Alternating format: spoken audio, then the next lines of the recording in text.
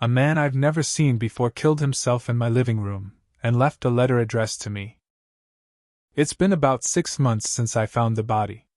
The homicide case closed, the ruling was a suicide. I had a perfect alibi, backed up by 3 prominent figures, and forensics found no foul play, despite the fact that it was my shotgun, taken, not broken into, from my gun case. No signs of BN either. I am not supposed to speak about this. I was a prime suspect, and despite the case closure, I still spot tinted vehicles near my residence from time to time. My family knows the brief details of the incident, but I have never spoken to anyone about the letter. It is private, and I am a man who cares greatly for privacy. But I cannot hold this secret within me any longer. It eats away at me, day by day.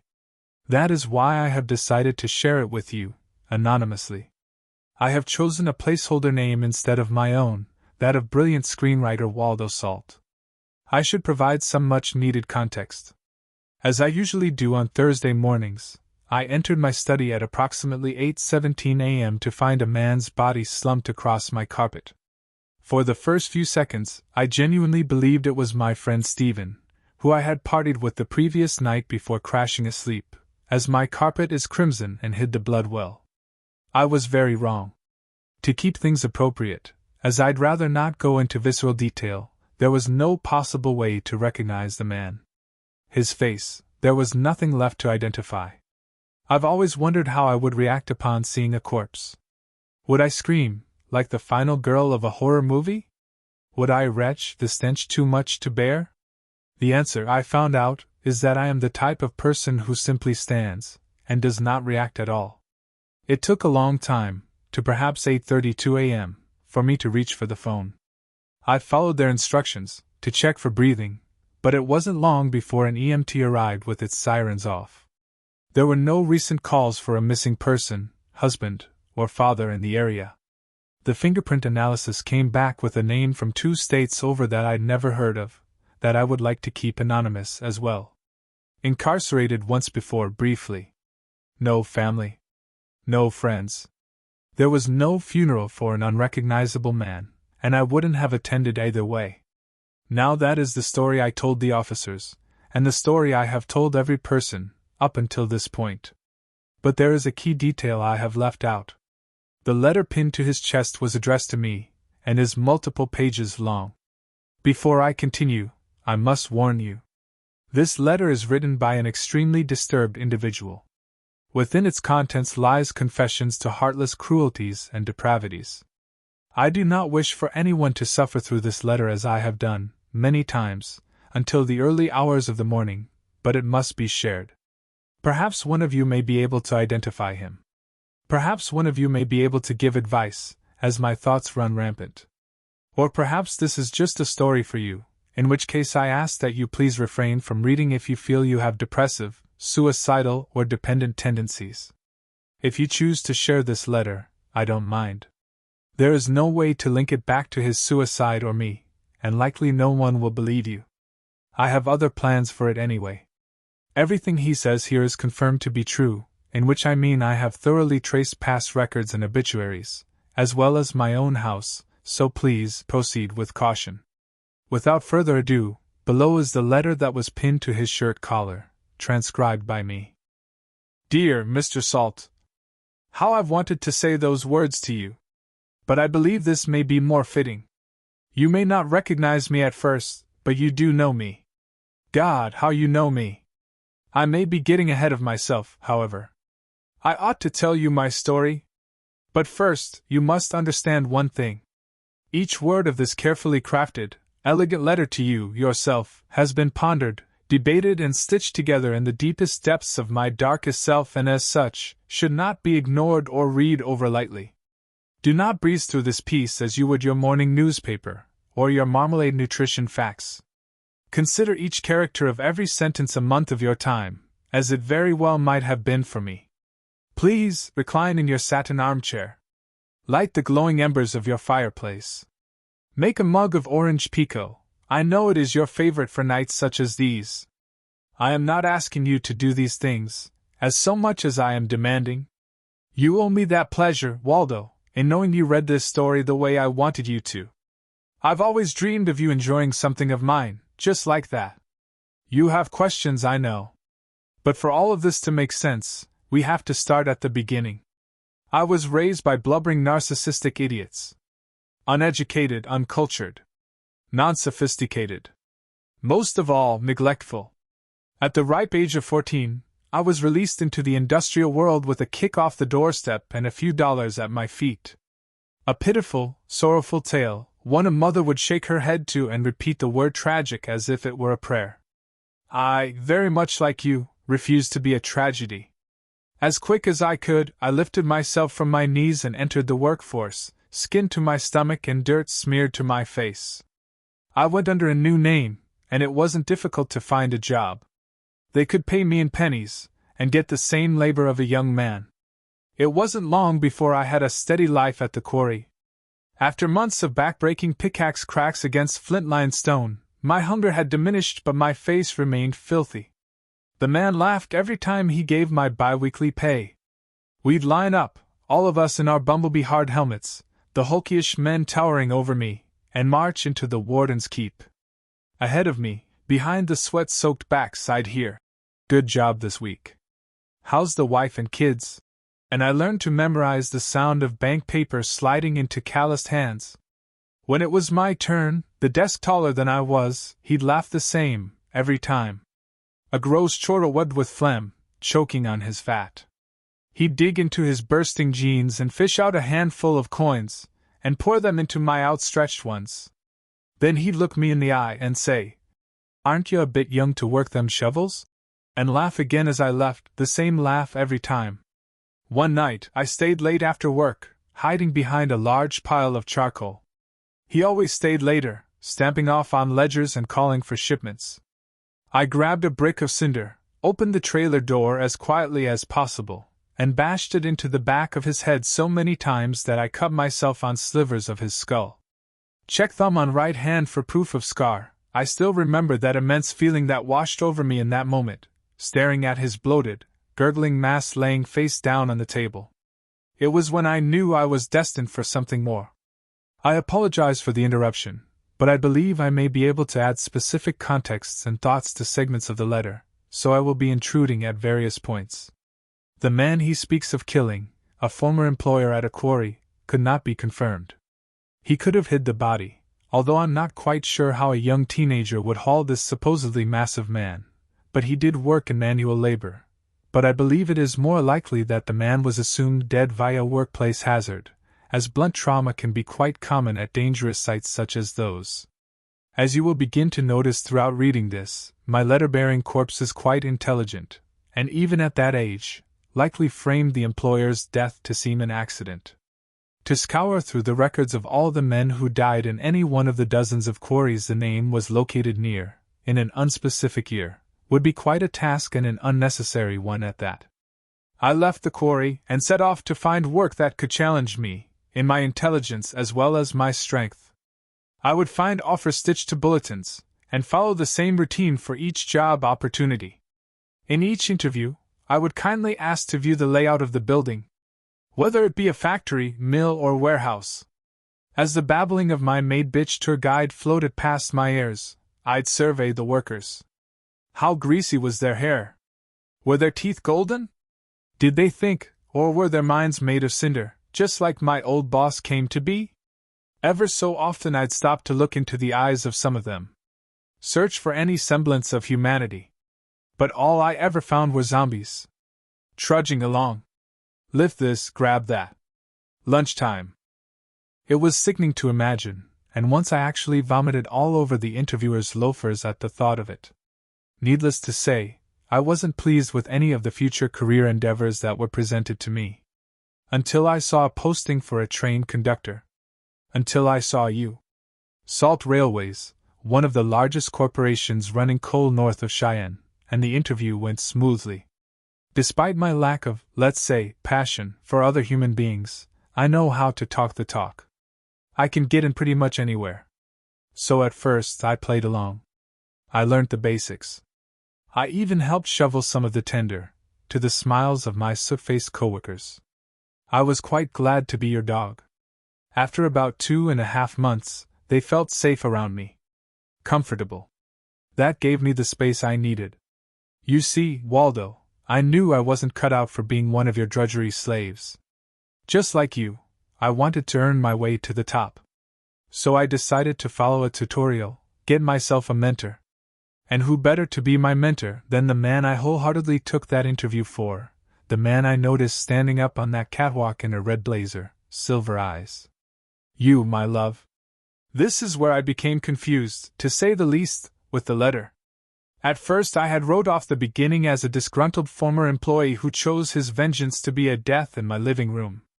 But at those words, you, my love, I can't help but feel a sort of thorn wedged somewhere in my abdomen. Is it a thorn of anger for my ruined carpet, or is it a thorn of pity? I haven't quite come to a conclusion. The pinnacle of dreams come true. Untold wealth. But it wasn't the money I yearned for, but what you meant to me, Waldo. Status. Power. Respect.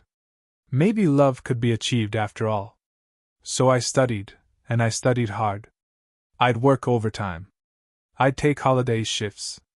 I'd crawl under one of the carriages, shuffle my way into a spot between the dusty rocks and heavy steel, and hide out overnight for work in the morning.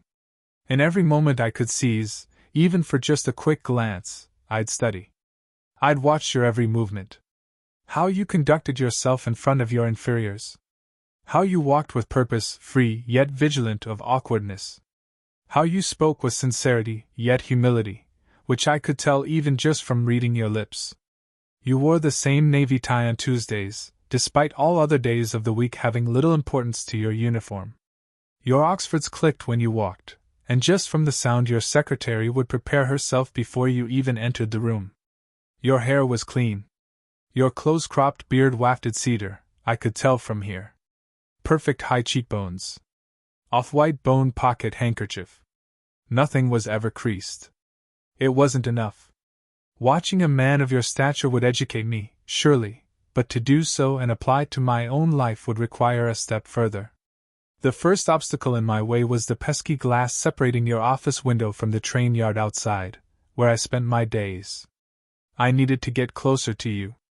So I decided the best course of action would be to disguise myself. At that moment, I was a rat under your feet. If I could pretend, play dress up for just a little while, just enough to have your eyes trace my body, that would be enough. So I saved up every paycheck I earned for months. I abandoned my prior living situation, that of a regularly rented motel room, and lived under the train cars by night. I hunted raccoons in the nearby woods in the early hours of the morning and ate their carcasses on my lunch break, packed in Tupperwares. I couldn't waste a dime on pleasantries.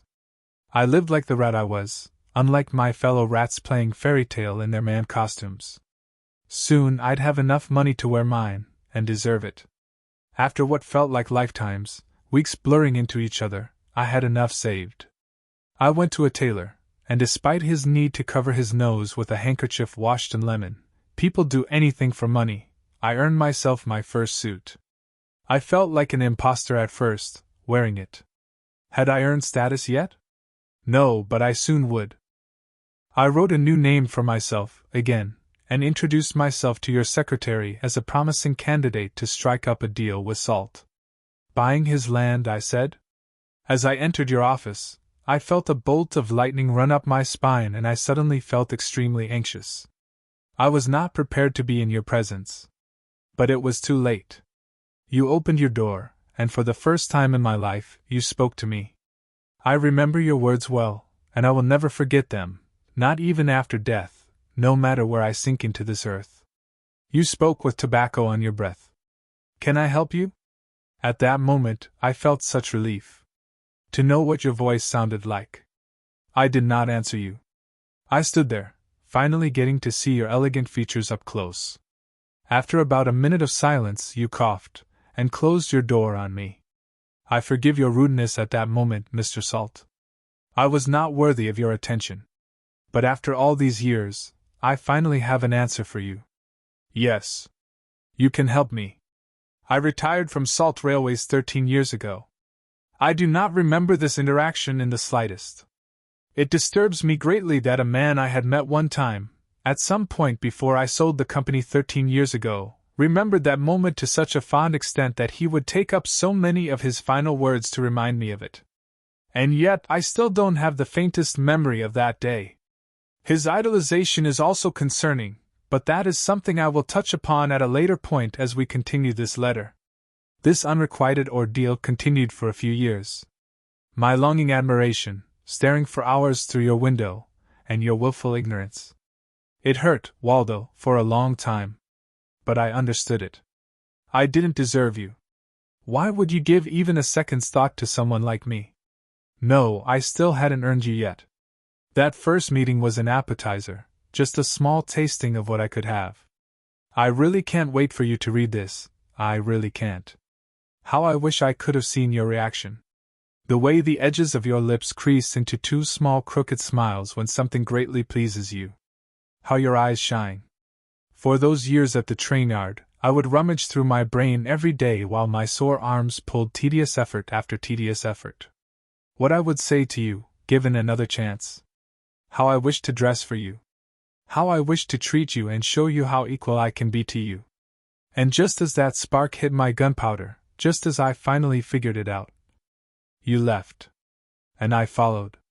I urge you now, if this letter is beginning to get under your skin, please refrain from reading this next section. It may be incredibly disturbing to some readers.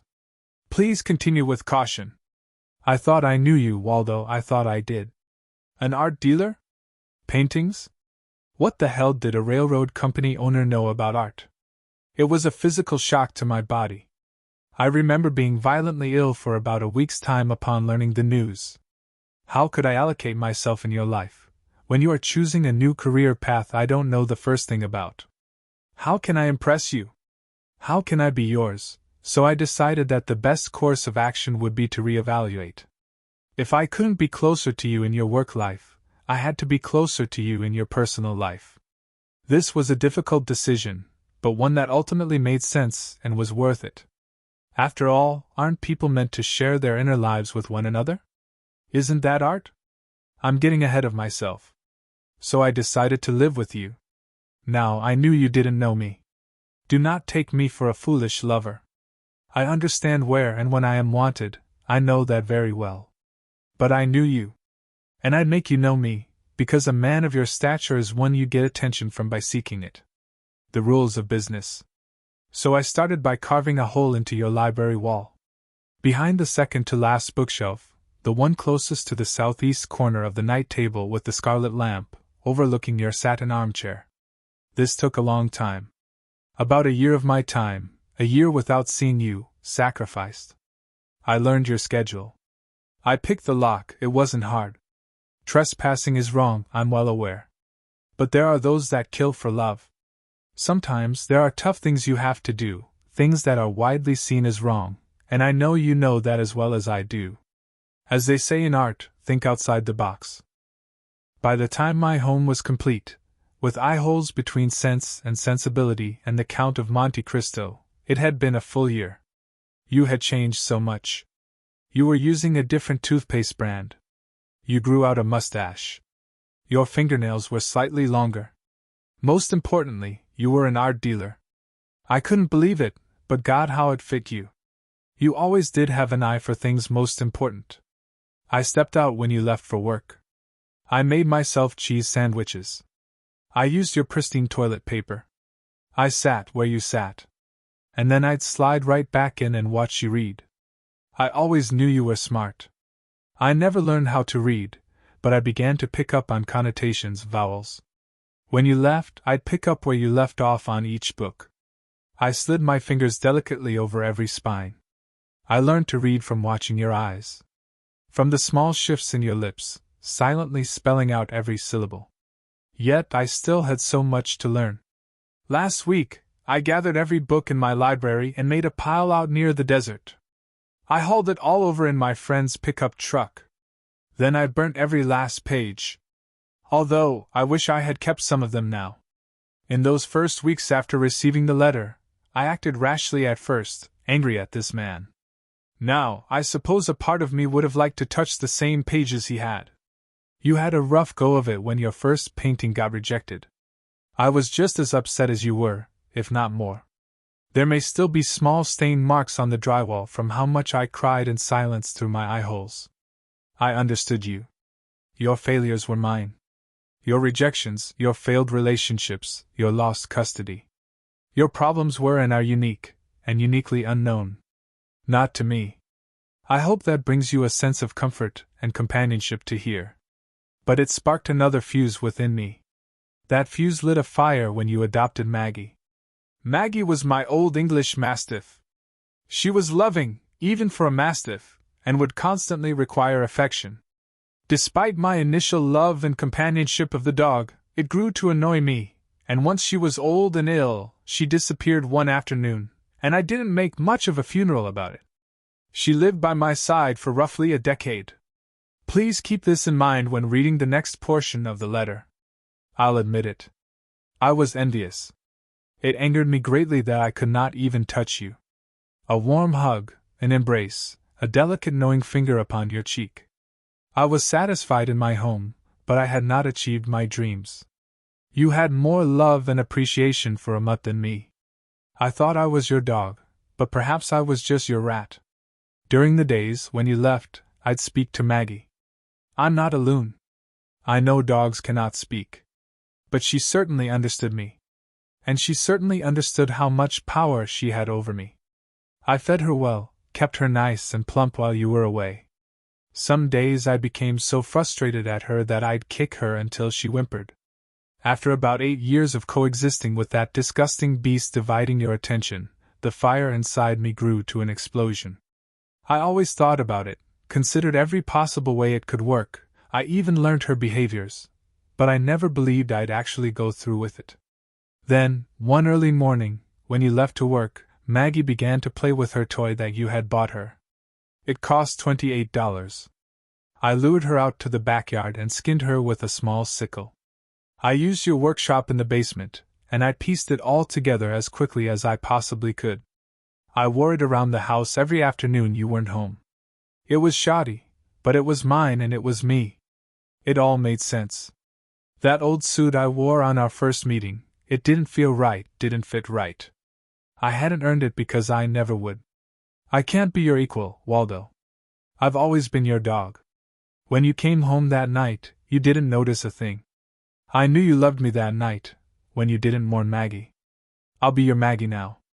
This next portion is the final piece of the letter, which takes up the last page of the small stack that was pinned to his corpse.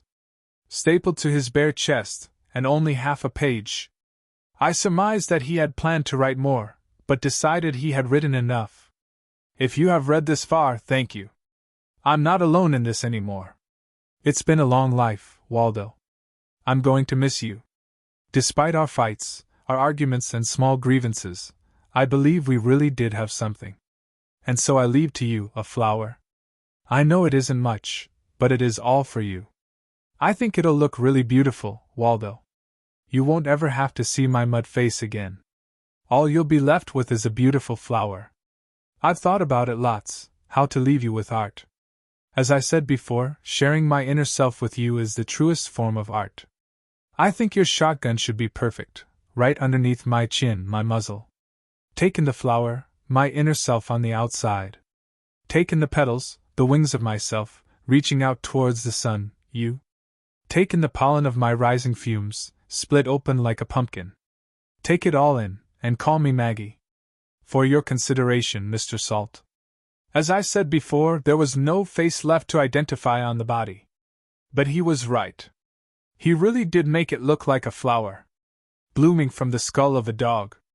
Rereading this letter now, it irks me that I cannot find the words to describe my feelings about the man. There is a concoction of loathing and admiration bubbling in me. I wish I could have spoken to him, truly spoken to him. One thing's for certain. He was a true artist. I can't help but recognize such a powerful gesture. A life's man, blooming on my carpet. My thoughts are running rampant. I've been pondering two things every night, as I sit on that same armchair he requested me to. Two things I believed I should say when I eventually tell the story of this man to the public. One, a warning. Listen to me, reader. The next time you enter your house, apartment, bedroom, and something feels slightly off, something just barely out of place of where you last left it, perhaps not even by a noticeable difference, and you believe there is no way it could have been moved, there is no way it could have been touched, doubt yourself. It was. Your gut does not lie. 2. I have considered. And I have made a decision. I would like to recognize this man's piece as a physical work of art, a sculpture so to speak, and have spoken to the police. They have done nothing with the cadaver, pending investigation, and the local morgue has oddly kept it refrigerated. I have been told that this is a normal procedure, but I can't help but feel as if it is another sign that what I am doing is the correct course of action. I went in yesterday, and studied and measured. The flower truly is stunning. I can't wait for you all to see it. I have struck a deal with the Nicolaisen Art Museum, in Casper. The body will be displayed there in its entirety. It will be available upon request to observe, along with the letter, and kept refrigerated to allow for a slow decomposition. It will only be available to see for a number of weeks before it fully decomposes, so please, visit the flower while you can. I'm glad I got to meet this man, at least once, in that office. There is a small part of me that yearns for that companionship of his eyes behind my bookcase. I ever so often take a glance towards it, but the eye-holes remain empty. I suppose I am a lonely man without you. I hope this will suffice enough, Maggie, for your consideration.